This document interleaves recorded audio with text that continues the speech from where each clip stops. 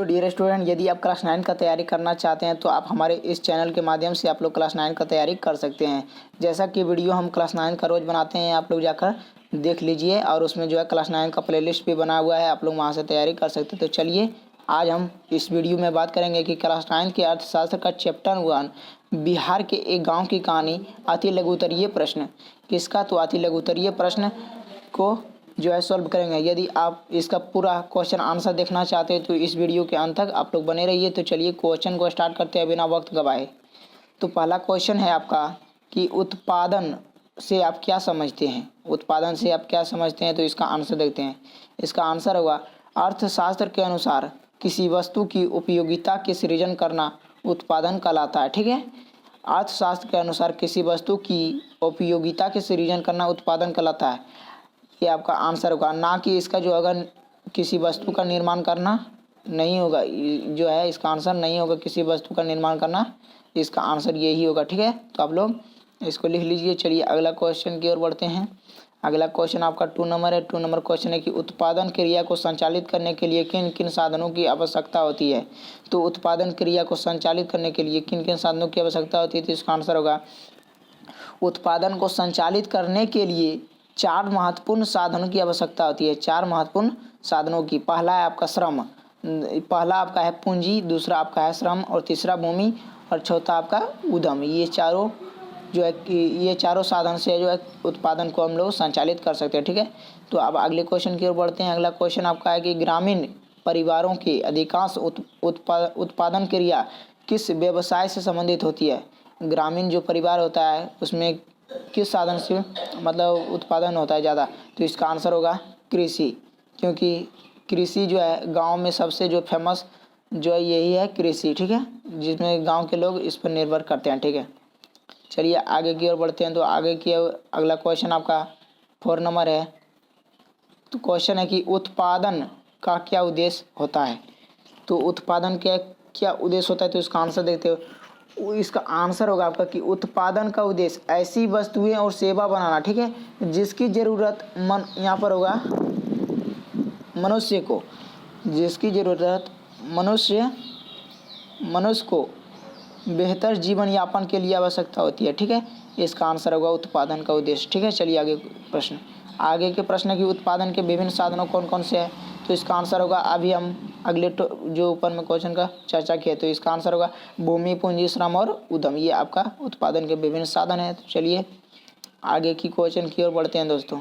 तो आगे की क्वेश्चन आपका 6 नंबर है। 6 नंबर प्रश्न है कि अचल पूंजी और कार्यशील पूंजी में अंतर स्पष्ट करें।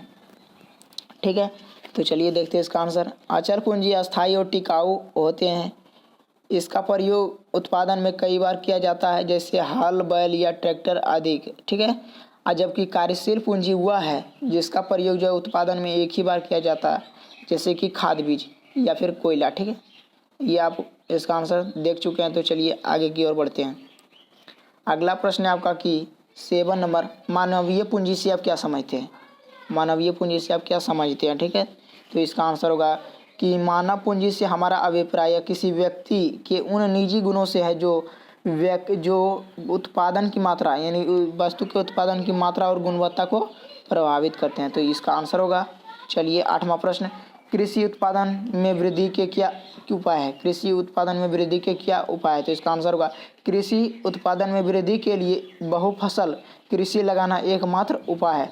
बहुफसल कृषि, यहाँ पर देखिए बहुफसल, इसका मतलब होता है कि एक ही ज़मीन पर बहुत सारे फसल लगाकर जो है एक समय के लिए उगाना। ठीक है, अगला क्वेश्चन है, देखिए आ गया वही क्वेश्चन, बहुफसल कृषि क्या है।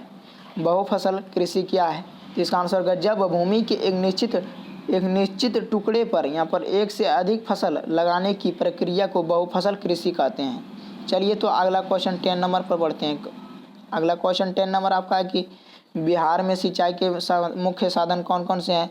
तो बिहार में सिंचाई के मुख्य साधन जो है नदी, पोखर, तालाब, कुआं या फिर नलकूप इत्यादि, ये सब बिहार के लिए जो है सिंचाई के साधन है। तो अगला प्रश्न है कि क्या बिहार के सभी गांवों में सिंचाई सुविधा उपलब्ध है। तो इसका आंसर होगा नहीं, ज़्यादातर गांवों में है लेकिन बहुत सभी गांवों में नहीं है। ठीक है, अगला क्वेश्चन, भारत में कृषि नवीन पद्धति कब अपनाई गई? भारत में कृषि की नवीनतम जो पद्धति होता है तो 1966 से 67 ईस्वी तक अपनाई गई थी। ठीक है, चलिए अगला प्रश्न। अगला प्रश्न कि बिहार की उत्पादकता में किस प्रकार वृद्धि लाई जा सकती है? तो चलिए इसका आंसर देखते हैं। बिहार की उत्पादकता में किस प्रकार वृद्धि लाई जा सकती है? तो इसका आंसर होगा कि बिहार के उत्पादकता में वृद्धि लाने का जो तरीका है, समुन्नत किस्मों के बीजों का चुनाव करना तथा बहुकृषि फसल को विधि को अपनाकर, ये दोनों विधि को अपनाकर जो कृषि में वृद्धि कर सकते हैं। कृषि में जो हम लोग वृद्धि, जो उत्पादक में वृद्धि कर सकते हैं। ठीक है, चलो अगला क्वेश्चन बढ़ते हैं फ्रेंड्स। अगला क्वेश्चन है, बिहार में रासायनिक खादों के प्रयोग से संबंधित मुख्य कठिनाई क्या है? तो इसका आंसर होगा बिहार के किसान कई बार ऐसे खादों का प्रयोग करते हैं जिसकी फसल के लिए कोई ज़रूरत नहीं होता है। ठीक है, और इसकी प्रभाव जो है भूमि की उर्वरता पर प्रतिकूल पड़ता है, जिससे भूमि की उर्वरा शक्ति घट जाती है। तो ये आपका आंसर हो जाएगा। तो अगला प्रश्न की ओर बढ़ते हैं। अगला प्रश्न आपका 15 नंबर है कि कृषि श्रम की आपूर्ति कौन करते हैं? तो कृषि श्रम की आपूर्ति भूमिहीन ग्रामीण परिवार वाले लोग करते हैं। जिसके पास भूमि नहीं होती है वही कृषि में जो है श्रम करते हैं, तो यानी परिश्रम करते हैं और पैसा लेते हैं। ठीक है, अगला प्रश्न, कृषि श्रमिकों को किस रूप में मजदूरी दी जाती है? तो इसका आंसर होगा कृषि श्रमिकों को नगद मुद्रा यानी नगद पैसा दिया जाता है अथवा अनाज के रूप में भी मजदूरी दी जाती है। ठीक है, चलिए अगला प्रश्न, किसान अपनी अतिरिक्त उपज को क्या करते हैं? तो इसका आंसर होगा किसान अपने अतिरिक्त उपज को किसी व्यापारी के पास बेच देते हैं और बेचने के बाद जिसका मतलब उसका पैसा होता है वो अपना रख लेते हैं। ठीक है, अगला प्रश्न आपका फसल तथा जो है यहाँ पर नहीं होगा, फल तथा सब्जी, यहाँ पर होगा फल तथा सब्जी के उत्पादन में बिहार का देश में कौन सा स्थान है? तो इसका आंसर होगा प्रथम स्थान है। ठीक है, तो आज के वीडियो में उम्मीद करेंगे कि यह वीडियो आपको अच्छी लगी है, और आपको अच्छी लगी तो वीडियो को लाइक कर दीजिए और चैनल को सब्सक्राइब कर दीजिए, क्योंकि हम क्लास 9 का वीडियो हमेशा बनाते रहते हैं। ठीक है, तो दोस्तों यहीं पर रहने देते हैं।